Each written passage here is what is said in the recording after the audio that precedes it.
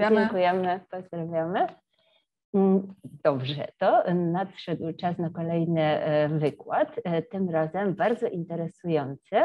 O tym i określa go sam autor, naprawić to, co w naturze wadliwe i ulepszyć to, co jest już dobre. Czyli tak naprawdę za chwilę usłyszycie Państwo, jaka jest przyszłość biotechnologii XXI i wieku i kolejnych, które są przed nami. Przed Państwem dr Artur Piński z wykładem Przetnij i napraw DNA. Zapraszam.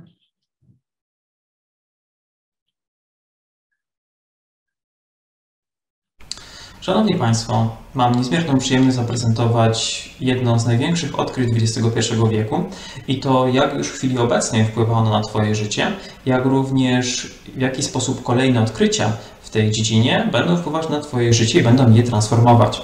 Ogólnie o technice tej możemy najkrócej, najpełniej powiedzieć, jest to przetnij i napraw DNA.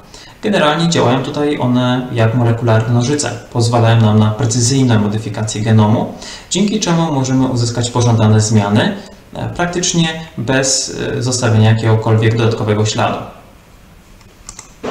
Jak wiemy, ludzie od zarania dziejów starali się poprawić otaczającą ich przyrodę na różnego rodzaju sposoby. W tym celu wykorzystywali różnego rodzaju techniki, które dziś określamy mianem technikami klasycznymi. Jedną z nich jest skrzyżowanie, czyli łączenie odmian o pożądanych cechach celem uzyskania nowych odmian, które będą cechowały się np. wyższym klonowaniem, czy też większą odpornością na różnego rodzaju patogeny. Z kolei bardziej współcześnie wykorzystywaliśmy techniki takie jak mutageneza, w którym traktujemy materiał biologiczny różnego rodzaju związkami czy też promieniowaniem, który doprowadza do niewielkich zmian w materiale genetycznym, a te z kolei powodują utworzenie nowych odmian. Stosując tą technikę nie musimy wiedzieć, co się musi zmienić, albo jakie zmiany nastąpiły w materiale genetycznym. Musimy tylko wiedzieć, co chcemy uzyskać. To jest naszym celem. Następnie z olbrzymiej liczby osobników kolejnego pokolenia, które powstaną, musimy wyselekcjonować te, które będą zawierały czy cechowały się pożądanymi przez nas cechami. Kolejnymi technikami, już najbardziej współczesnymi, którymi wykorzystujemy, to modyfikacje genetyczne. Tutaj możemy wyróżnić dwa takie główne bloki, mianowicie transgeneza i cinsgeneza. W transgenezie wprowadzamy jakiś fragment materiału genetycznego z obcego gatunku, czyli tak, gdybyśmy na przykład chcieli wprowadzić do pomidora fragment materiału genetycznego z ziemniaka czy też cytryny. Zwykle ten fragment genetyczny to nie jest duży fragment, mówimy tutaj zwykle o jednym czy kilku genach, które wprowadzamy do materiału genetycznego. Z kolei cisgeneza polega na wprowadzeniu materiału genetycznego pochodzącego z tego samego gatunku. Celem naszym może być drobna modyfikacja danego genu lub też po prostu zwiększenie poziomu ekspresji, czyli ilości danego białka w roślinie, co na przykład może chronić go przed różnego rodzaju warunkami stresowymi. I wreszcie technika, o której chciałem Państwu powiedzieć więcej, czyli molekularne nożyce. W przedstawieniu dzisiejszego wykładu pomoże mi kot Puma. Kot ten niedawno dołączył do naszej rodziny i stał się jej pełnoprawnym członkiem, potem gdy w trakcie przechadzki leśnej, można powiedzieć, wyszedł do nas z jeży. Postanowił wybrać nas jako swoją rodzinę, zaprzyjaźnił się i tak też z nami pozostał. Przygarnięcie kota dla wielu rodzin wiąże się z pewnymi problemami, mianowicie z alergiami. Te związane są głównie z wieloma białkami produkowanymi przez koty, głównie przez gruczoły ślinowe. Następnie poprzez lizanie białka te znajdują się również na futerku. Białka te produkowane są również przez gruczoły łojowe, a wreszcie białka te znajdują się w kurzu. Można by powiedzieć, że alergeny te są bardzo lepkie i przyczepiają się do powierzchni, stąd też pozostają przez bardzo długi czas w danym środowisku, nawet w momencie, w którym nie ma już kota, tak czy siak jest to wystarczające, żeby wywołać u osoby uczulone alergię. Głównym alergenem kota jest białko FeLD1, które składa się z dwóch podjednostek, podjednostki alfa i beta. Białka te są dobrze znane. Dotychczas nie jest znana ich funkcja u kotów. Podejrzewa się, że ma ona jakiś udział w komunikacji między kotami. Można powiedzieć, że geny te występują też u innych kotowatych, takich jak właśnie lwy czy pantery. Z tym głównym alergenem próbuje się walczyć na wiele różnych sposobów. Albo poprzez utrzymywanie bardzo wysokiego poziomu higieny, albo poprzez immunizację kotów. Czasami też właściciele muszą się z nimi rozstać, ale biorąc pod uwagę statystyki, większość osób, które ma problemy z alergią, tak czy siak z tymi kotami pozostaje. Stąd też pytanie jest, czy koty mogą być hipoalergiczne. Otóż gdyby udało się usunąć białko FLD1, nie byłoby tego problemu, a przynajmniej większość alergii związanych z kotami znikłaby. To jest właśnie możliwe dzięki molekularnym nożycom, o którym Państwu powiem dzisiaj więcej. W chwili obecnej z wykorzystaniem molekularnych nożyc już udało się uzyskać nową, ulepszoną odmianę pomidorów. Pomidory normalnie zawierają niewielkie stężenie związku o skrócie GABA. Jest to neuroprzekaźnik, który odpowiedzialny jest za dobry nastrój. Zwiększenie tego przekaźnika w przyjmowanym pokarmie może też ten nastrój poprawiać. Stąd też uzyskanie nowych, lepszych odmian było pożądane i było jednym z celów japońskich badaczy. Udało im się to osiągnąć dzięki modyfikacji fragmentu enzymu uczestniczącego w reakcji syntezy GABA. Normalnie można sobie wyobrazić, że enzym składa się z dwóch części. Jedna jest to ta, która przeprowadza reakcję przemiany związków właśnie w GABA i druga, która w pewien sposób odbiera informacje ze środowiska na temat dostępnych metabolitów, czy też wystarczającej ilości wyprodukowanego związku GABA. Jeśli zmodyfikujemy tą drugą część będącą czujnikiem, w sensie usuniemy ją, to enzym ten nie będzie w stanie wyczuwać tych wszystkich elementów związanych ze środowiskiem, stąd też będzie produkował wyższą ilość tego związku. To też udało się badaczom japońskim uzyskać i nowa odmiana została już wprowadzona na rynek i można ją normalnie kupić. Kolejnym organizmem, który udało się z sukcesem zmodyfikować z wykorzystaniem molekularnych nożyc, to pieczarki. W przypadku pieczarek problemem jest ich przechowywanie. Im dłużej przechowywamy, tym większy problem robi się z ich ciemnieniem. Ciemnienie to jest wynikiem przemiany różnego rodzaju związków, które pochodzą z samej pieczarki, przez enzym, który nazywany jest oksydaza fenolowa. Gdybyśmy tylko usunęli ten enzym, który generalnie nie ma większego wpływu na samą jakość pieczarki, jej smak, czy też na zdolność radzenia sobie z różnego rodzaju stresami środowiskowymi, mielibyśmy do czynienia z pieczarkami o przedłużonym terminie ważności. Stąd też inaktywacja właśnie tego enzymu doprowadziła do tego, że mamy pieczarki, które zostają dłużej, można powiedzieć, że zostają cały czas po jasnej stronie mocy. By dobrze zrozumieć, w jaki sposób działają molekularne nożyce, przyjrzyjmy się, w jaki sposób działa materiał genetyczny i związany z nim kod genetyczny. Otóż materiał genetyczny zbudowany jest z DNA z 4 literek życia, czyli adeniny, tyminy, guaniny i cytozyny, które charakteryzują się parowaniem w taki sposób, że adenina zawsze paruje z tyminą i guanina z cytozyną. DNA, samo DNA zbudowane jest właśnie z tych dwóch nici. Można by powiedzieć, że DNA zawiera całość informacji potrzebnej danej komórce czy organizmowi do tego, by był właśnie danym organizmem. Zawiera on całość informacji niezbędnych do przeżycia. Możemy przyrównać DNA do wielkiej biblioteki, która zawiera wszystkie przepisy. Natomiast kiedy komórka chce wykonać konkretną funkcję, wytworzyć konkretne białko, nie ma potrzeby angażowania całego DNA. W związku z tym w procesie zwanym transkrypcją następuje przepisanie fragmentu DNA na mRNA. mRNA również składa się z 4 literek życia, w tym, że tymina zastąpiona jest uracylem. Można by powiedzieć, że przychodzimy właśnie do tej wielkiej biblioteki, czyli do DNA i przepisujemy tylko ten fragment przepisu, który nas interesuje. Następnie, biorąc mRNA do kuchni, będziemy przygotowywać to, co nas interesuje, czyli właśnie dane białko. Następnie to białko tworzone jest w wyniku procesu translacji. Ogólnie o białkach możemy powiedzieć, że są to takie kuleczki, które przyłączane są do siebie, tak zwane aminokwasy, które pozwalają na stworzenie jednego długiego koralika, który następnie w związku z tym doborem odpowiednich aminokwasów tworzy konkretne białko, które zdolne jest do przeprowadzania konkretnych funkcji, które nas interesują. Same białka zbudowane są właśnie z tych aminokwasów, które odczytywane są bezpośrednio z informacji zawartej w mRNA. Gdybyśmy powiedzieli, że każdy jeden nukleotyd będzie kodował jeden aminokwas, w związku z tym, ponieważ mamy tylko 4 literki życia, będziemy mieli tylko 4 możliwe aminokwasy, które możemy zakodować. No to jest niewystarczająco, otóż białka składają się z więcej niż 20 różnych aminokwasów. Gdybyśmy z kolei wykorzystali 2 nukleotydy, które zawierałyby informacje, jaki aminokwas należy przyłączyć, tych opcji mielibyśmy tylko 16. To też jest niewystarczające, stąd też kod genetyczny jest kodem trójkowym, czyli należy odczytać 3 następujące po sobie nukleotydy, by przyłączyć odpowiedni aminokwas. To daje nam 64 różne możliwości. Część z nich wykorzystana jest również po to, by wprowadzić tak zwany codon stop, czyli informację, w którym momencie kończy się dane białko.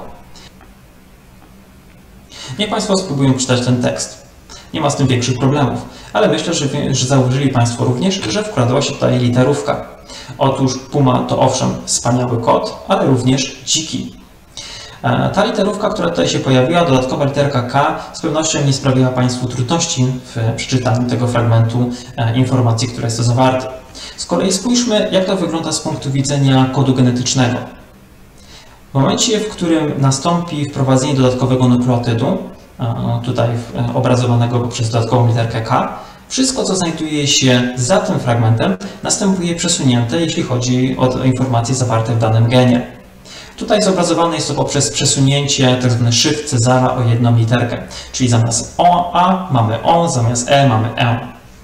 Stąd też Puma w chwili obecnej nie będzie wiedziała, jakim jest kotem, ani że jest wspaniałym, ani że jest dzikim. Dzięki tej wiedzy, której nabyliśmy, zmierzamy już bezpośrednio do tego, w jaki sposób działają molekularne nożyce. Elementem, sercem molekularnych nożyc jest białko Cas9. Pochodzi ono z systemu CRISPR-Cas, które zostało odkryte u bakterii. U nich wykorzystywane jest ono do obrony przed różnego rodzaju wirusami, mianowicie tnie DNA wirusów, które mogłyby daną bakterię zaatakować, chroniąc je przed nim. Człowiek dokonał pewnych modyfikacji, jeśli chodzi o białko Cas9 i pozwala ono w chwili obecnej na precyzyjne nakierowanie białka Cas9 na dany fragment materiału genetycznego. I tak jak pokazane jest tutaj na tym GIF-ie, następuje przecięcie materiału genetycznego w bardzo precyzyjnym i przewidywalnym miejscu.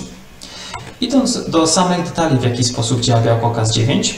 Białko Cas9 to jest jedna część tego systemu, druga to tak zwane guide RNA, czyli sekwencja RNA, która składa się z dwóch części. Jedna część jest to taka, która pozwala odpowiednio nakierować białko Cas9 i druga, tutaj zaznaczona na szaro, jest to część, która pozwala odpowiednio usadowić temu fragmentowi RNA się w samym białku Cas9. Jeśli chodzi o tą część, która nakierowuje w odpowiedni sposób białko, to mogą być to dowolnie 20 nukleotydów. To oznacza, że jesteśmy w stanie wybrać taki fragment, który spowoduje, że nasze białko znajdzie się w konkretnym, przewidywalnym fragmencie materiału genetycznego. Następnie elementem, który jest bardzo ważnym, jest to, że białko posiada zdolność do cięcia materiału DNA. Stąd też właśnie są one molekularnymi nożycami. Tutaj pojawia się też pewien fragment materiału genetycznego zaznaczony mianem PAM. Jest to fragment, który dodatkowo rozpoznaje białko Cas9, co właśnie podnosi specyficzność tego całego systemu, co powoduje, że jego specyficzność wynosi nie tylko 20, ale 23 nukleotydy. Samo nacięcie materiału genetycznego dalej w żaden sposób go nie modyfikuje. Prowadzi oczywiście do problemów dla samej komórki i komórka musi jak najszybciej ten fragment naprawić, ale samo przecięcie nic tutaj nie zmienia. Otóż zmiana, o której Państwu chciałem powiedzieć, czyli właśnie dodanie tej dodatkowej literki w słowie wspaniały, który właśnie powoduje rozbicie tego sensu, związane jest z systemem naprawy komórki. Otóż komórka nie toleruje żadnych pęknięć w materiale genetycznym, w związku z tym będzie chciała jak najszybciej połączyć te dwa końce ze sobą. Natomiast systemy komórki, właśnie, które umożliwiają tą naprawę tego materiału genetycznego, dosyć często się mylą. Powodują one właśnie wprowadzenie dodatkowego nukleotydu, czy też jakieś jego usunięcie, co właśnie powoduje zmianę sensu. Czyli wszystko, co w danym genie zostało zapisane za tą dodatkowo wprowadzoną literką, powoduje zmianę sensu. Stąd też białko, które normalnie powstałoby w danym miejscu, będzie już nieaktywne. Dotychczasowo przedstawione przykłady użycia molekularnych nożyc, choć są dosyć interesujące, mogą się wydawać mało imponujące. Otóż plany nad uzyskaniem hipoalergicznego kota być może nie są priorytetem w chwili obecnej. Uzyskanie uszczęśliwiających pomidorów również nie jest jakoś w wielki sposób imponujące. Tak samo jeśli chodzi o pieczarki po dobrej stronie mocy. Natomiast przykłady te mają w pewien sposób oswoić ludzi i społeczeństwa właśnie z tymi genetycznie modyfikowanymi organizmami, z tymi precyzyjnie genetycznie modyfikowanymi organizmami, ponieważ to jest bardzo kluczowe. Jeśli o to chodzi, organizmy te są również kluczowo przebadane w taki sposób, żeby zmiany te nie wpływały w żaden sposób na inne cechy, które mogłyby być niepożądane z punktu widzenia konsumenta. Natomiast prowadzone są również intensywne badania kliniczne nad wykorzystaniem systemu CRISPR-Cas do wyleczenia różnego rodzaju chorób. Część z nich udało się już w kilku przypadkach wyleczyć, nad kolejnymi cały czas badania są prowadzone.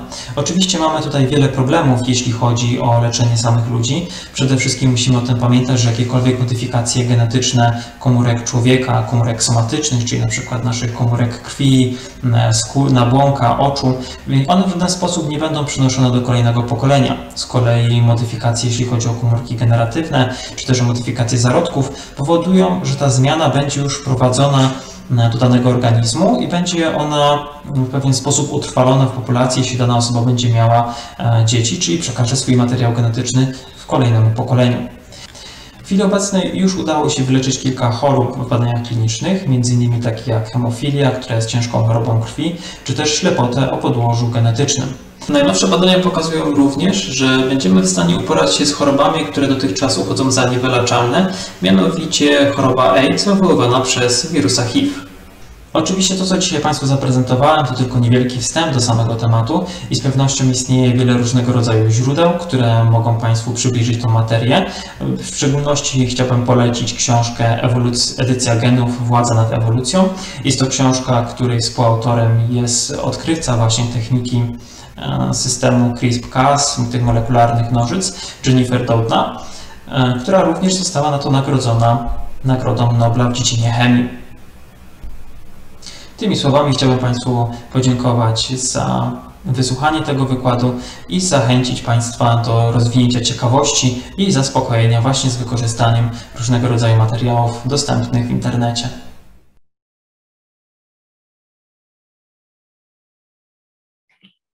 Dobrze, dziękujemy bardzo, Artur, za po prostu fantastyczny wykład. Tu się dużo o tym mówi, że wielkiego naukowca można poznać po tym, że najtrudniejsze rzeczy mówi w najprostszy sposób. Także szczere gratulacje, po prostu fantastyczny wykład. Chciałam się zachęcić oczywiście Państwa do zadawania pytań na czacie. A ja tak tutaj przy okazji tego wykładu chciałam się zapytać, bo mówiłeś, że dzięki tej metodzie można wyleczyć różne choroby. Jak to zrobić, że na przykład leczymy w ten sposób chorobę, która toczy cały organizm, a jak to zrobić, żeby wyleczyć tylko chorobę, która toczy tylko jakiś określony narząd? Czy da się to w jakiś sposób zrobić? Czy oddziałujemy już na cały organizm i go modyfikujemy? Dziękuję bardzo za pytanie. Tylko się upewnię, czy dobrze mnie słychać, czy wszystko jest OK? Tak, super. Dobrze. To tak, odnosząc się do tego pytania.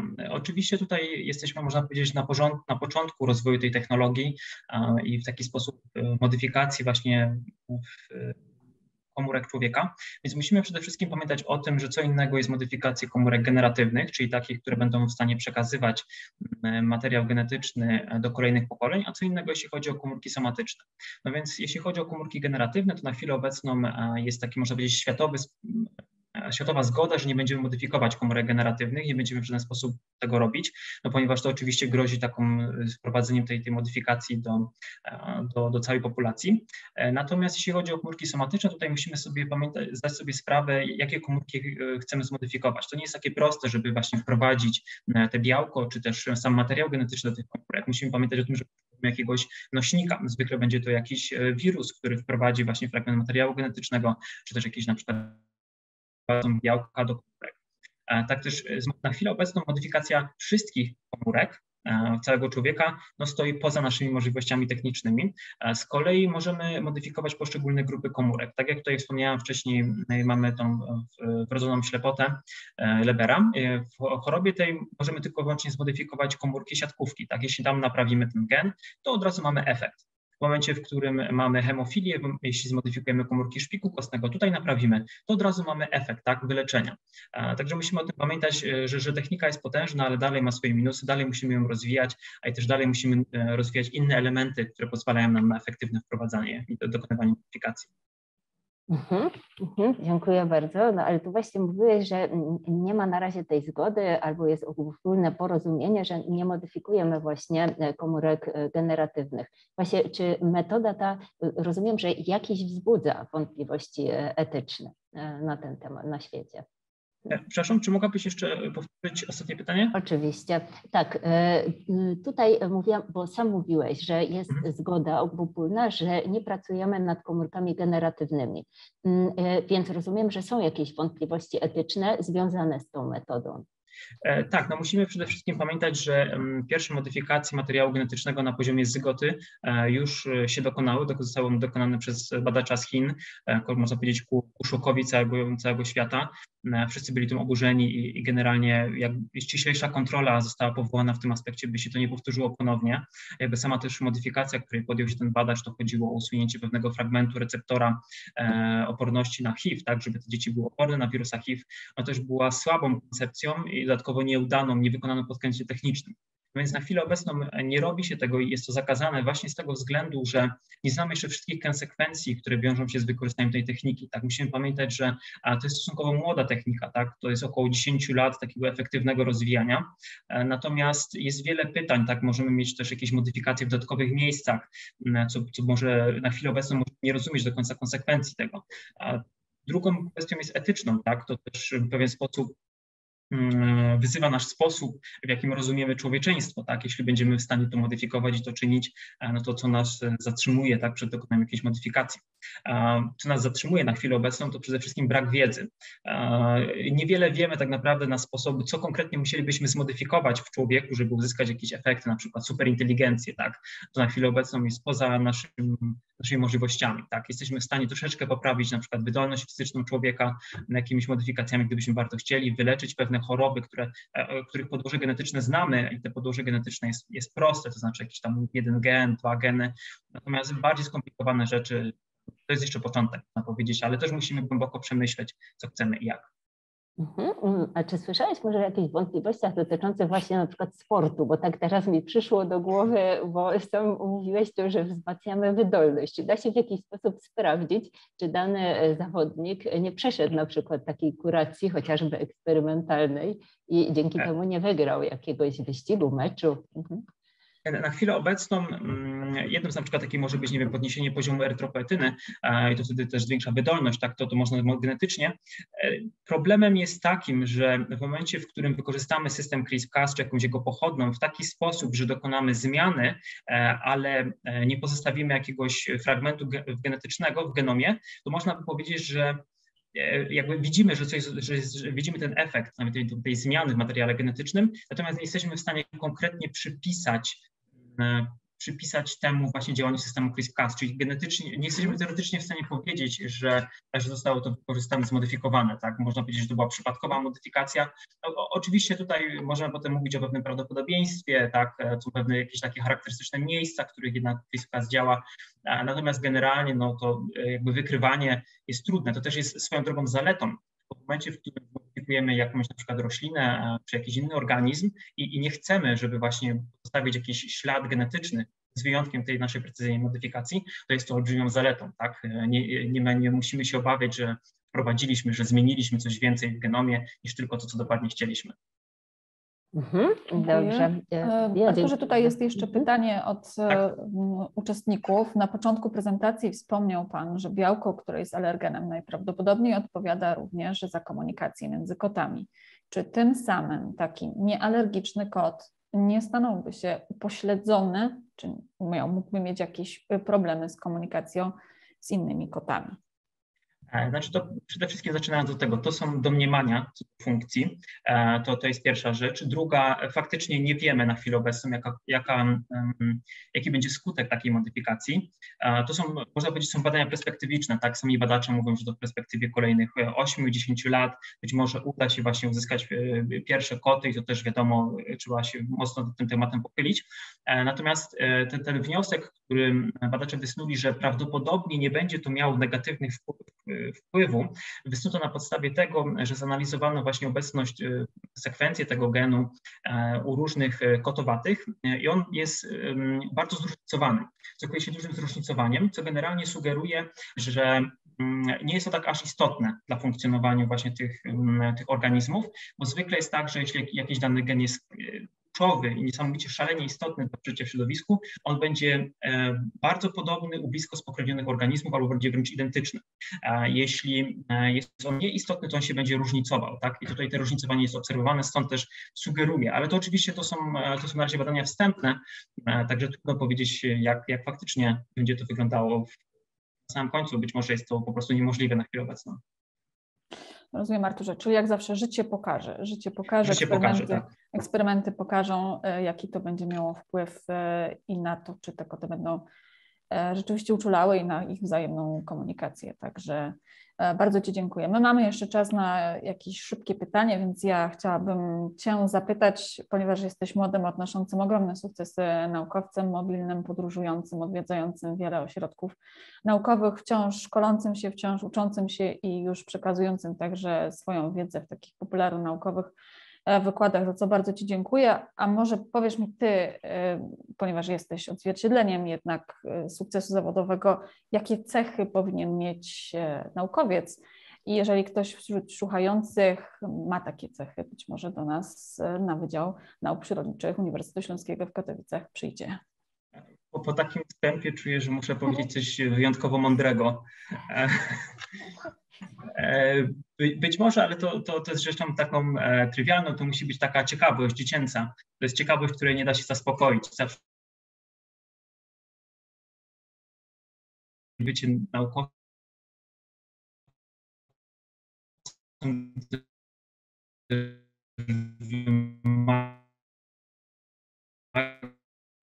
to jest tak, się łączy, ta ciekawość jest tym, co nas zawsze pociąga, że jest to też, co wymaga dużo ciężkich, musimy mieć gruntowną wiedzę, naprawdę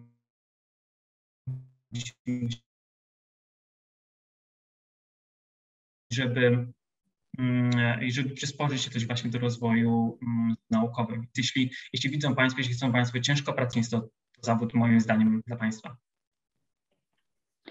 Dziękuję Ci, Arturze. Już jesteśmy idealnie na czas, więc bardzo Ci, Arturze, jeszcze raz dziękujemy, że do nas dołączyłeś, odpowiedziałeś na nasze pytanie oraz pytania tutaj od słuchaczy. Życzymy Ci dalszych sukcesów i widzimy się niebawem. Dziękujemy Ci bardzo. Ja również. Dziękujemy bardzo. Pozdrawiam. Do zobaczenia. Pozdrawiamy. Dobrze.